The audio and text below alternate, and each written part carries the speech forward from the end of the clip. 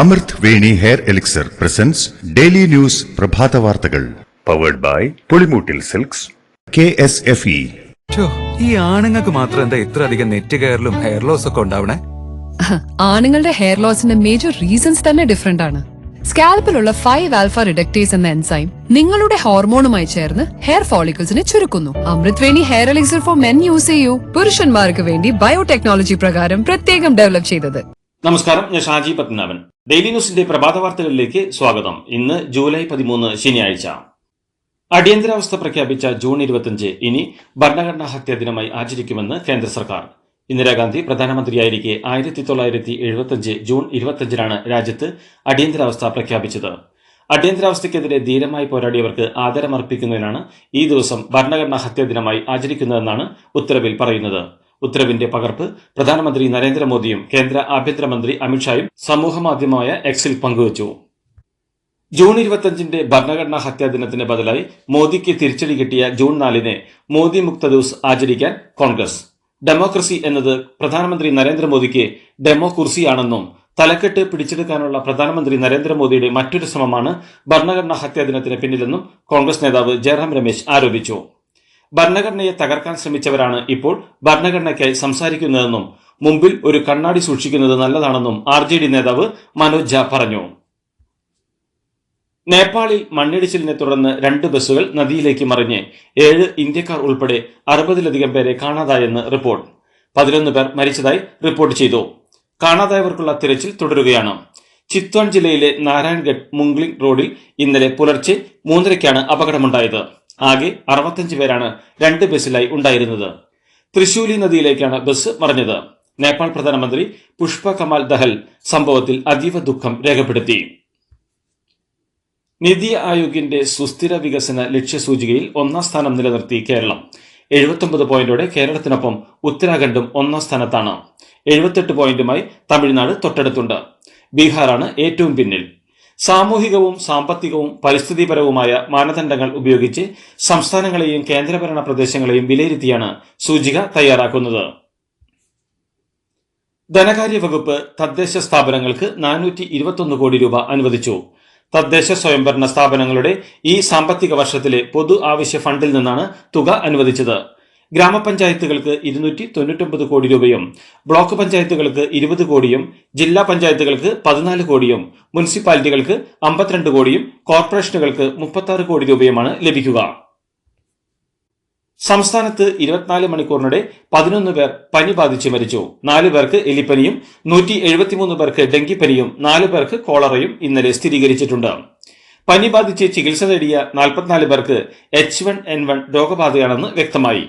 12,204 പേരാണ് പുതുതായി പനി ബാധിച്ച് ചികിത്സ തേടിയത്. മലപ്പുറത്ത് മഞ്ഞപ്പിത്തം ബാധിച്ച് 2 മാസത്തിനിടെ 3 മരണം. കഴിഞ്ഞ ദിവസങ്ങളിൽ സംസ്ഥാനത്തെ സർക്കാർ ആശുപത്രിയിൽ ചികിത്സ തേടിയവരിൽ പകുതിയിലധികവും മലബാർ ജില്ലകളിൽ നിന്നുള്ളവരാണ്. സംസ്ഥാനത്ത് ഒട്ടാകെ റിപ്പോർട്ട് ചെയ്യപ്പെടുന്ന പനികളിൽ പകുതിയിലധികവും മലബാർ ജില്ലകളിൽ നിന്നാണ്. വിഴിഞ്ഞം തുറമുഖം UDFന്റെ കുഞ്ഞാണെന്നും പദ്ധതി യാഥാർത്ഥ്യമാക്കിയതിന് പിന്നിൽ ഉമ്മൻചാണ്ടിയുടെ നിശ്ചയദാർഢ്യമാണെന്നും പ്രതിപക്ഷ നേതാവ് VD സതീശൻ. വിഴിഞ്ഞം തുറമുഖ പദ്ധതി യാഥാർത്ഥ്യമാക്കിയ മുൻ മുഖ്യമന്ത്രി ഉമ്മൻചാണ്ടിക്കും UDF സർക്കാരിനും അഭിവാദ്യം അർപ്പിച്ച് UDF എറണാകുളം ജില്ലാ കമ്മിറ്റി ഹൈക്കോടതി ജംഗ്ഷനിൽ നടത്തിയ പരിപാടി ഉദ്ഘാടനം ചെയ്ത് സംസാരിക്കുകയായിരുന്നു അദ്ദേഹം. വിഴിഞ്ഞം പദ്ധതി യാഥാർത്ഥ്യമായതിന്റെ സന്തോഷ സൂചകമായി കേക്ക് മുറിച്ച് മുൻ തുറമുഖ വകുപ്പ് മന്ത്രി K ബാബുവിന് മധുരം നൽകി ആഘോഷിക്കുകയും ചെയ്തു. വിഴിഞ്ഞം തുറമുഖ ട്രയൽ റണ്ണിന്റെ ഉദ്ഘാടന ചടങ്ങിലേക്ക് പ്രതിപക്ഷ നേതാവിനെ വിളിക്കേണ്ടതായിരുന്നുവെന്ന് KPCC പ്രസിഡന്റ് K സുധാകരൻ. ഉദ്ഘാടന വേളയിൽ ഉമ്മൻചാണ്ടിയുടെ പേര് പോലും പരാമർശിക്കാതെ പോയത് മര്യാദകേടാണെന്നും പിണറായി വിജയൻ കാലഹരണപ്പെട്ട നേതാവാണെന്നും K സുധാകരൻ പറഞ്ഞു. വിഴിഞ്ഞം തുറമുഖ ട്രയൽ റൺ ഉദ്ഘാടന വേദിയിൽ VS അച്യുതാനന്ദൻ തുറമുഖം യാഥാർത്ഥ്യമാക്കാൻ നടത്തിയ പ്രവർത്തനങ്ങളെക്കുറിച്ച് ആരും പരാമർശം നടത്താത്തതിൽ വിമർശിച്ച് VSന്റെ മുൻ സ്റ്റാഫ് A സുരേഷ്. VS വിഴിഞ്ഞം തുറമുഖത്തിനു വേണ്ടി നടത്തിയ കാര്യങ്ങൾ എണ്ണി പറഞ്ഞ സുരേഷ് ഇന്നലത്തെ ഉദ്ഘാടന വേദിയിൽ പ്രസംഗിച്ച ആരെങ്കിലും അദ്ദേഹത്തിന്റെ പേര് പരാമർശിക്കും എന്ന് വല്ലാതെ ആശിച്ചുപോയെന്നും ഫേസ്ബുക്ക് കുറിപ്പിലൂടെ വിവരിച്ചു. സത്യത്തിനും ആശകൾക്കും ആഗ്രഹങ്ങൾക്കും പ്രസക്തിയില്ലാത്ത കെട്ടകാലം എന്ന് കുറിച്ചുകൊണ്ടാണ് സുരേഷ് കുറിപ്പ് അവസാനിപ്പിച്ചത്. പണ്ട് മുത്തശ്ശിയുടെ കല്യാണക്കഥ കേട്ട മുതലെയുള്ള ആഗ്രഹമാണ് അന്നത്തെ മുത്തശ്ശിയെ പോലെ എന്റെ കല്യാണത്തിന് എടുത്തിറങ്ങണമെന്ന്.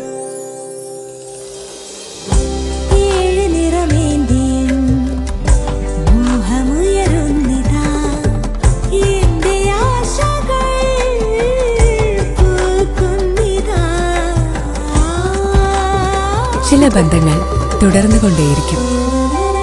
Celebrating 100 years of Pulimoottil silks. CPM മാഫിയകളെയും ക്രിമിനലുകളെയും പച്ചപ്പരവതാനി വിരിച്ച് സ്വീകരിക്കുന്നതിന്റെ ഒടുവിലത്തെ ഉദാഹരണമാണ് പത്തനംതിട്ടയിൽ കാണുന്നതെന്ന് കെ സുരേന്ദ്രൻ. കാപ്പ കേസ് പ്രതിക്കും കഞ്ചാവ് കേസിൽ പിടിയിലായ പ്രതിക്കും പിന്നാലെ വധശ്രമ കേസിൽ ഒളിവിലുള്ള പ്രതിയും CPMൽ ചേർന്നതിൽ ഒരു അത്ഭുതവുമില്ലെന്നും സുരേന്ദ്രൻ പ്രസ്താവനയിൽ പറഞ്ഞു. ക്രിമിനലുകൾക്ക് ഭരണത്തിന്റെ തണലിൽ സംരക്ഷണം കൊടുക്കാമെന്ന വാഗ്ദാനമാണ് CPM നൽകുന്നത് എന്നും അദ്ദേഹം കുറ്റപ്പെടുത്തി. വധശ്രമ കേസിൽ ഒളിവിലുള്ള പ്രതി CPMൽ ചേർന്നതിൽ വീണ്ടും ന്യായീകരണവുമായി പത്തനംതിട്ട CPM ജില്ലാ നേതൃത്വം. പത്തനംതിട്ട CPM ജില്ലാ സെക്രട്ടറി KP ഉദയഭാനുവാണ് വിശദീകരണവുമായി എത്തിയത്. പാർട്ടിയിലേക്ക് വന്നവർക്കുള്ള കേസുകൾ രാഷ്ട്രീയമായതാണെന്നും അതെല്ലാം ഒത്തുതീർപ്പാക്കുമെന്നും KP ഉദയഭാനു പറഞ്ഞു. വാദിയും പ്രതിയും ചേർന്ന് കേസ് ഒഴിവാക്കാൻ കോടതിയെ സമീപിക്കുകയാണെന്നും KP ഉദയഭാനു പറഞ്ഞു. SFI വിദ്യാർത്ഥികൾക്കൊപ്പം നിൽക്കുന്ന പ്രസ്ഥാനമാണെന്നും എന്നാൽ ഇടതുപക്ഷ നിലപാടിലൂന്നിയ തിരുത്തൽ SFIയിൽ നടത്തേണ്ടതുണ്ടെന്നും CPI സംസ്ഥാന സെക്രട്ടറി ബിനോയ് വിശ്വം.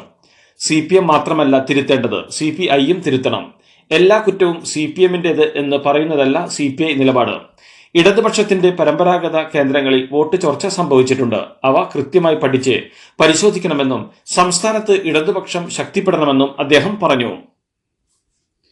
പ്രമുഖ വ്യവസായി ബോബി ചെമ്മണ്ണൂരിനെതിരെ എൻഫോഴ്സ്മെന്റ് ഡയറക്ടറേറ്റിന്റെ അന്വേഷണം. ബോബി ചെമ്മണ്ണൂർ സ്ഥാപനങ്ങൾ വഴി നടത്തുന്ന സാമ്പത്തിക ഇടപാടുകളാണ് ED പരിശോധിക്കുന്നത്. വലിയ പലിശ വാഗ്ദാനം ചെയ്ത് നിരവധി ആളുകളിൽ നിന്ന് ഡെപ്പോസിറ്റുകൾ സ്വീകരിക്കുന്നുണ്ടെന്നാണ് പ്രാഥമിക പരിശോധനയിൽ ED കണ്ടെത്തിയത്. ഇതിൽ കള്ളപ്പണ ഇടപാടുണ്ടോ എന്നാണ് ED അന്വേഷിക്കുന്നത്. നിലവിൽ കേസെടുത്തിട്ടില്ലെന്നും പ്രാഥമിക പരിശോധനയാണ് തുടരുന്നതെന്നും ED വൃത്തങ്ങൾ അറിയിച്ചു. തനിക്കെതിരെയുള്ളത് EDയുടെ പ്രാഥമിക അന്വേഷണം മാത്രമെന്ന് ബോബി ചെമ്മണ്ണൂർ. ED ചോദിച്ച കാര്യങ്ങൾക്കൊക്കെ കൃത്യമായ മറുപടി നൽകിയെന്നും നിരവധി സ്ഥാപനങ്ങളിൽ നിന്നും ED വിവരങ്ങൾ തേടിയിട്ടുണ്ടെന്നും അതിലൊന്നാണ് ഇതെന്നും ബോബി ചെമ്മണ്ണൂർ പറഞ്ഞു. ED തെറ്റായതൊന്നും കണ്ടെത്തിയിട്ടില്ലെന്നും അന്വേഷണം ഈ മാസം തന്നെ അവസാനിപ്പിക്കുമെന്ന് ED അറിയിച്ചതായും അദ്ദേഹം കൂട്ടിച്ചേർത്തു. കുടുംബ കോടതികളിലെ വസ്തുതർക്ക കേസുകളിലടക്കം കോടതി ഫീസുകളിൽ വരുത്തിയ വർധനവിൽ നിന്ന് പിന്നോട്ടുപോയി സംസ്ഥാന സർക്കാർ. സംസ്ഥാന ബജറ്റിൽ സംസ്ഥാനത്തെ സാമ്പത്തിക പ്രതിസന്ധി മുൻനിർത്തി ഫീസ് നിരക്ക് വർദ്ധിപ്പിക്കാനെടുത്ത തീരുമാനത്തിലാണ് ഇളവ് വരുത്തിയത്. മാന്നാറിലെ കൊലപാതക കേസിൽ പ്രതിഭാഗം അഭിഭാഷകൻ സുരേഷ് മത്തായി വക്കാലത്ത് ഒഴിഞ്ഞു. പാർട്ടി നിർദ്ദേശപ്രകാരമാണ് വക്കാലത്ത് ഒഴിഞ്ഞത് എന്നാണ് സൂചന. അതേസമയം മാന്നാർ കൊലപാതക കേസിൽ ഒന്നാം പ്രതി അനിലിനെ ഇസ്രായേലിൽ നിന്ന് നാട്ടിലെത്തിച്ച ശേഷം ഒന്നിച്ച് തെളിവെടുപ്പ് നടത്തിയാൽ മതിയെന്ന തീരുമാനത്തിലാണ് അന്വേഷണ സംഘം. അതിനാൽ പ്രതികളുടെ കസ്റ്റഡി കാലാവധി നീട്ടി നൽകണമെന്ന് അന്വേഷണ സംഘം ആവശ്യപ്പെട്ടു.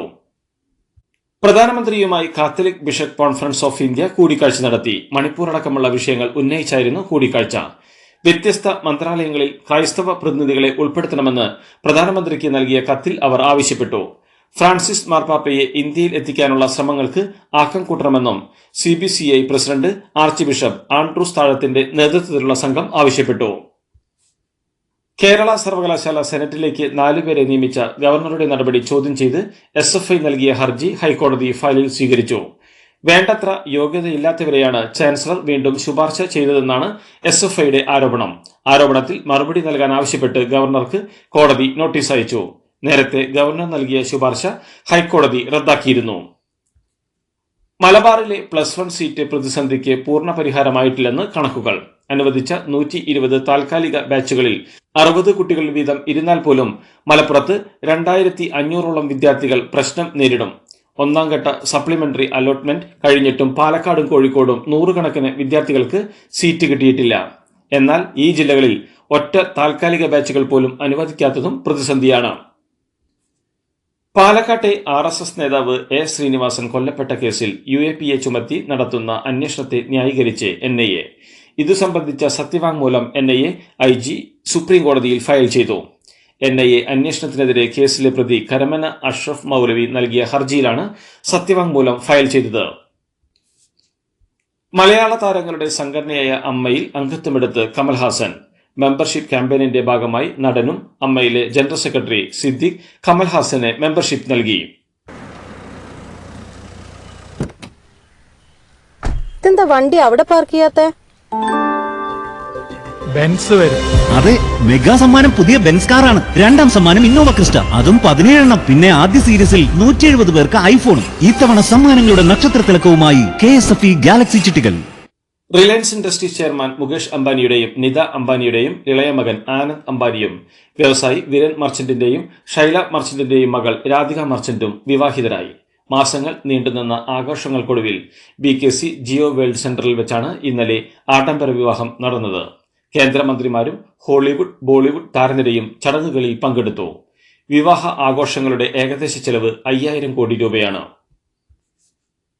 BJP നേതാവ് സ്മൃതി ഇറാനിക്കെതിരായ ട്രോളുകൾക്കെതിരെ പ്രതിപക്ഷ നേതാവ് രാഹുൽ ഗാന്ധി. മുൻ കേന്ദ്രമന്ത്രിയായിരുന്ന സ്മൃതി ഇറാനി ദില്ലിയിലെ ഔദ്യോഗിക വസതി ഒഴിഞ്ഞതിനെ തുടർന്ന് സമൂഹമാധ്യമങ്ങളിൽ നിരവധി ട്രോൾ വീഡിയോകളും പരാമർശങ്ങളും വന്നിരുന്നു. ഇതേ തുടർന്ന് സ്മൃതി ഇറാനിക്കെതിരെയോ മറ്റാർക്കെങ്കിലും എതിരെയോ മോശം പദപ്രയോഗങ്ങൾ ശരിയല്ലെന്നും ഇത് ഒഴിവാക്കണമെന്നും രാഹുൽ ഗാന്ധി എക്സിൽ കുറിച്ചു. ജയവും തോൽവിയും ജീവിതത്തിന്റെ ഭാഗമാണെന്നും രാഹുൽ ഗാന്ധി ചൂണ്ടിക്കാട്ടി. ആളുകളെ അപമാനിക്കുന്നതും നാണം കെടുത്തുന്നതും ശക്തിയല്ല, മറിച്ച് അത് ദൗർബല്യമാണെന്നും രാഹുൽ കൂട്ടിച്ചേർത്തു. കേന്ദ്ര ബജറ്റിൽ പ്രാധാന്യം നൽകേണ്ട വിഷയങ്ങളെക്കുറിച്ചുള്ള അഭിപ്രായ പ്രകടനവുമായി റിസർവ് ബാങ്ക് മുൻ ഗവർണർ രഘുറാം രാജൻ. രാജ്യത്തിന്റെ സുസ്ഥിര സാമ്പത്തിക വളർച്ചയ്ക്കും പുതിയ തൊഴിലവസരങ്ങൾ സൃഷ്ടിക്കുന്നതിനും വേണ്ടി ഉൽപാദന മേഖല വിപുലീകരിക്കുന്നതിനേക്കാൾ സേവന മേഖലയ്ക്കാണ് മുൻഗണന നൽകേണ്ടത് എന്ന് രഘുറാം രാജൻ പറഞ്ഞു. തൊഴിലവസരങ്ങൾ സൃഷ്ടിക്കുക എന്നതിന് രാജ്യം മുൻഗണന നൽകേണ്ടതുണ്ടെന്നും അദ്ദേഹം പറഞ്ഞു. ആന്ധ്രാപ്രദേശ് മുൻ മുഖ്യമന്ത്രിയും YSR കോൺഗ്രസ് അധ്യക്ഷനുമായ ജഗൻമോഹൻ റെഡ്ഡിക്കെതിരെ വധശ്രമത്തിന് കേസ്.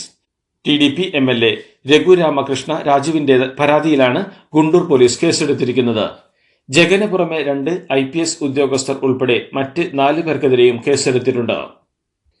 മഹാരാഷ്ട്രയിലെ ലെജിസ്ലേറ്റീവ് കൌൺസിലിലേക്കുള്ള തെരഞ്ഞെടുപ്പിൽ NDA മുന്നേറ്റം.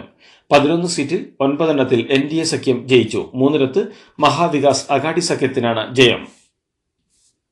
രാജസ്ഥാനിലെ സ്വകാര്യ സർവകലാശാല അംഗീകാരമില്ലാത്ത കോഴ്സുകളുടെ പേരിൽ വ്യാജബിരുദം നൽകിയെന്ന പരാതിയിൽ അന്വേഷണം. 43,409 പേർക്ക് വ്യാജബിരുദ സർട്ടിഫിക്കറ്റ് നൽകിയെന്നാണ് ആരോപണം. 2013 ആരംഭിച്ച ചുരുവിലെ ഓം പ്രകാശ് ജോഗേന്ദർ സിംഗ് സർവകലാശാലയ്ക്കെതിരെയാണ് ആരോപണം.